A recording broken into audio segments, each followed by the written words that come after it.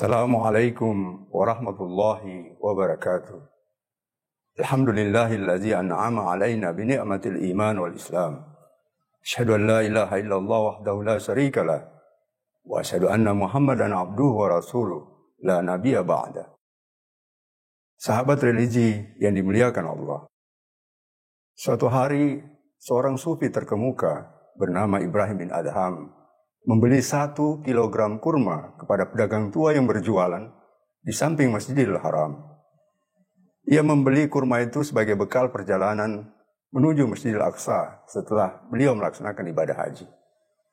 Ketika kurma itu ditimbang, Ibrahim tanpa sengaja melihat ada sebutir kurma tergeletak di samping timbangan.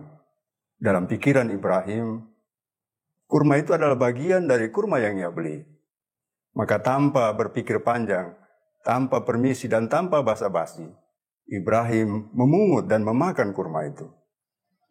Lalu apa yang terjadi, sahabat religi? 4 bulan berselang, Ibrahim tiba di Masjidil Aqsa. Dan seperti biasa, beliau khusyuk berdoa di bawah kubah Sakhra. Ketika Ibrahim sedang khusyuk dan berdoa, tiba-tiba ia mendengar percakapan 2 orang malaikat.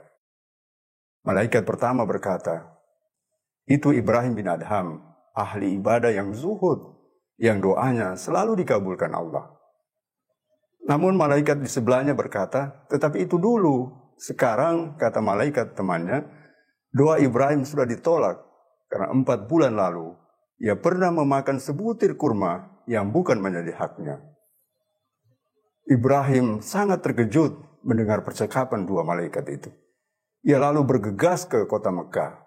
Ia menuju tempat jualan pedagang tua itu di Masjidil Haram, di samping Masjidil Haram. Namun di sana Ibrahim hanya menjumpai seorang anak muda. Ibrahim bertanya, "Mana pedagang tua yang berjualan di sini?" Anak muda itu berkata, "Ia sudah meninggal sebulan yang lalu. Saya adalah anaknya yang meneruskan dagangan ini."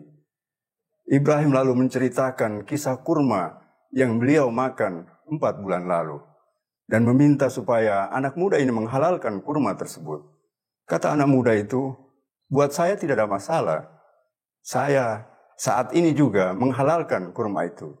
Tetapi saya memiliki 11 orang saudara lainnya yang tinggal berjauhan. Saya tidak mungkin mewakili mereka untuk menghalalkan kurma yang sudah Anda makan."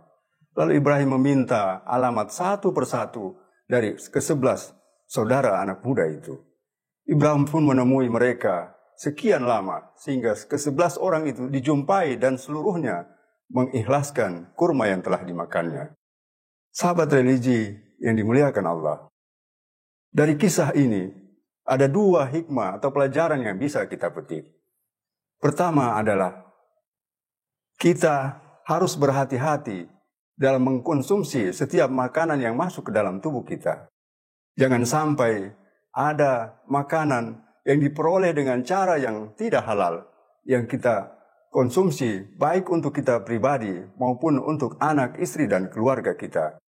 Makanan yang lezat dan bergizi itu penting, tetapi jauh lebih penting adalah makanan yang kita peroleh lewat jalan yang halal. Buat apa kita berlapar-lapar puasa jika ketika berbuka nanti kita menyantap makanan dari sumber yang tidak halal? Allah Subhanahu wa taala telah berfirman dalam surah Al-Baqarah ayat 168. "Ya ayuhan nas, kulu mimma fil ardi halalan thayyiban wa la tattabi'u khutuwatis syaitan, innahu lakum aduwwum mubin." Kata Allah, "Wahai manusia, makanlah dari makanan yang halal dan baik yang terdapat di muka bumi, dan janganlah mengikuti langkah-langkah setan. Sesungguhnya setan itu adalah musuh yang nyata bagimu." Halal dan thayyib dalam konteks ayat ini mengandung 3 hal. Yang pertama adalah halal li zatihi, yaitu halal zatnya. Yang kedua, halal cara memproduksinya. Dan yang paling penting adalah halal cara memperolehnya. Mengapa Islam sangat peduli terhadap makanan halal? Karena makanan yang haram memiliki banyak efek yang jelek. Antara lain adalah pelakunya malas ibadah, dan kalaupun ia beribadah, ia tidak khusyuk dalam beribadah. Yang kedua, merusak amal soleh karena ibadah yang dilakukan tidak diterima oleh Allah Subhanahu wa taala. Dari Ibnu Abbas pernah berkata, Allah tidak akan menerima salat seseorang yang di dalam lambungnya terdapat makanan haram. Artinya, dalam hikmah puasa ini, apa gunanya kita berpuasa, salat tarawih, salat witir, salat tahajud sekian malam, tetapi kalau barang yang kita konsumsi adalah barang haram, maka salat kita akan ditolak oleh Allah Subhanahu wa taala.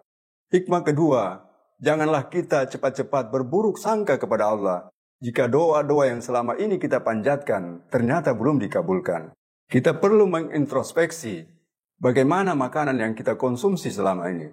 Apakah di antaranya ada makanan yang haram?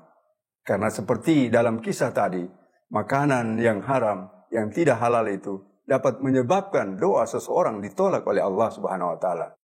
Rasulullah Shallallahu alaihi wasallam pernah mengisahkan ada seorang laki-laki berjalan sangat jauh sampai-sampai rambutnya kusut dan tubuhnya berdebu.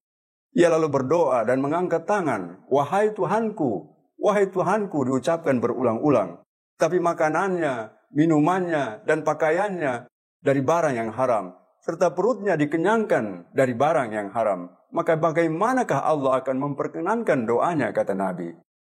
Sahabat religi yang dimuliakan Allah, itulah dua hikmah dari makanan yang perlu kita konsumsi, kita pastikan berasal dari makanan yang halal.